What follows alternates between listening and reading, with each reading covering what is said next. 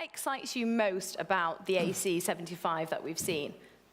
Well, I think you just have to look at it to get excited. It's going to be an incredible boat to sail, and I think it fulfills everything we want it to do. We wanted it to be really challenging to sail, and pushing the boundaries of what's possible, while also having a really good trickle-down effect to the rest of the sport. And it's probably outdoing what we probably thought it would do when we initially designed it. As the boats are starting to get on the water now.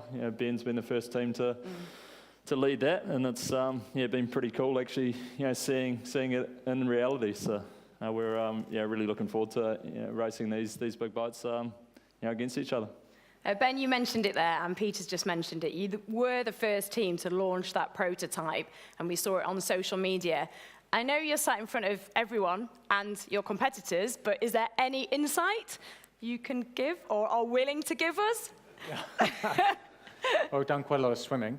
It's been interesting. So again, in a 75-footer, how that scales up. No, like I said, it's a very cool concept. I think there's still an element of the unknown about it, but that's what will make this America's Cup that much more interesting. So it's challenging. No, it's a big challenge. It's a big challenge. It's a big challenge technically, and for sailors, it's a big challenge as well, because you've got more interaction, you've got more sails going up and down, you've got a Code Zero or a Jenica. So there'll be 11 crew instead of 6, and so much more of a sailing test as well as a design test. Thank you. Max, we saw, I think it was about 2 weeks ago, a new announcement for Luna Rossa that there's a new sponsor, Pirelli. Can you talk us through that and what it means? Well, obviously, it's a big news for us. It's one of the most famous brand worldwide, and is Italian. So it's great to have another Italian brand on the boat. And I mean, I'm really proud, and we are really happy to have them on board. It's not just a simple sponsor, it's history which is coming on board, and I'm pretty sure there will be a longer partnership, and especially there will be a technical partnership as well, which is going to help us. So they're going to provide certain things, not just, you're not going to tell me, are you? You're looking at me to say, I'm not going to tell you. We have a lot of cars, so we need tires, so...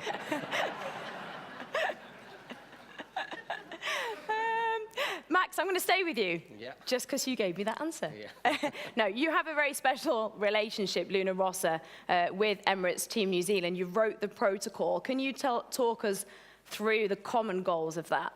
Well, one of the common goals was to create something new, like something never seen before, and I think we actually reached that goal pretty well. It was funny. Maybe another day we can show how many different type of boat we actually put on the table before come out with this final decision. And I think the common goal was to create something fast, pretty unique, and something which require a pretty high technology, design, research, and especially really good sailors. And I think and also something to move outside from the America's Cup. Historically, America's Cup has been something unique and really super high level. Like I give an example, the soft wing is something can be used in the future, even in commons boat or in cruising boat, and it's something I think is one of the messages we, together with Team New Zealand, we want to share and pull out of the America's Cup award. But it's going to be exciting. It's going to be pretty exciting boat to sail. I mean, I'm looking forward, to be honest. Yeah, it seems so. Terry, we spoke about the history, and we saw John F. Kennedy in the video. How can you make sure now, though, with this new generation, the new era, the technology, that America can outdo these guys? How do we make sure? Yeah. That's a great question, I think. Well, first you'd have to, realistically set where you are, and I would say respectfully that, sitting here, these are 3 very well-established teams that had a lot of infrastructure in place. Ben touched on it in his video that the design component is very critical, and so a lot of our early team decisions were made to acknowledge where we're weak, which is in the time component, and make decisions that help circumvent time, that help accelerate the learning curve. So we went to a very familiar design firm that we've worked with at Boteam Partners and gave them the opportunity to assemble a team around them that will help accelerate our learning curve and help accelerate the time gap and help shrink that down. And from there, we focused on the boat building component because we know that to execute what Marcelino and Aldolfo and the guys want us to do, the builders are going to be working long hours, and that will be, that's the next phase of the program, that their ability to execute efficiently, their willingness to change, to be proactive of whatever it takes is going to be massive to any team to being successful on the water. A lot of ingredient, really. Yeah. A lot of ingredient, Yes, yeah. very much so. Peter, coming to you, you're going in very differently. You're the defenders. To me, that must bring so many different kind of components in. You've got the pressure, surely, but then it's incredible to have it in front of your home fans, the atmosphere. What's your thoughts on it? Does it make it different for you? Yeah, well, I think the pressure's there, something that's always going to be there regardless of, whether you're a defender or a challenger, and I don't think anyone here would say anything different to that, but no, it's definitely going to be absolutely incredible having it in our home turf. In Auckland. It's a part of the world that I've spent a lot of time sailing in growing up, and it's pretty incredible to see, how many Kiwis are getting behind it, and how many people are going to travel down and watch the racing. So it's going to be a pretty incredible time down there, and the summer of 2021, when the competition's on, and we're really looking forward to it. So are we. Ben, coming to you, there's been a lot of investment put into the British team, Ineos Team UK. But what can you learn from last year in Bermuda? What are the takeaways? Well, gonna have a fast boat. Pretty helpful in this game. That would help. Yeah, we learned, we were a new organisation last time, and we learned a huge number of lessons. Some of them the hard way, and certainly a lot of evaluating on the back of that, and some tough decisions to make to get the team in the right structure, which we've done that, and we're in a good place. Like all of these teams, it's 4 teams, but they're incredibly talented organisations, whether that be in sailing or design or management. So I think we're in for a pretty impressive America's Cup in terms of the quality of the teams and the boats, and it'll be a great event. What about you personally? What did you learn about yourself as a leader that you can bring into 2021? Well, as I said, it was tough because we went in and we knew going into the competition we were a long way off the pace. I was really proud of the way the team reacted to that. We clearly didn't win the cup, but we got ourselves to a respectable competitive level. But for myself and the rest of the team, we're here, we want to try and win, and so that was difficult, leading a team, but also being in a very challenging, competitive environment where we're on the back foot, and so I don't want to be in that position again if I can help it. Good. And Max, you spent 18 months with Emirates Team New Zealand, but obviously now you're back with Italy, leading Luna Rossa. Is there anything that you would take from Emirates Team New Zealand and inject it into your Italian team? Because they're known so much for their team psyche. Well, that is hard to tell. I mean, you cannot replicate what's going to happen in New Zealand. I mean, there is a full nation and a full mentality behind the cup, which is something super hard to recreate. For sure, I mean, spending time with them, I learned quite a lot, the way they're thinking and the way they're operating.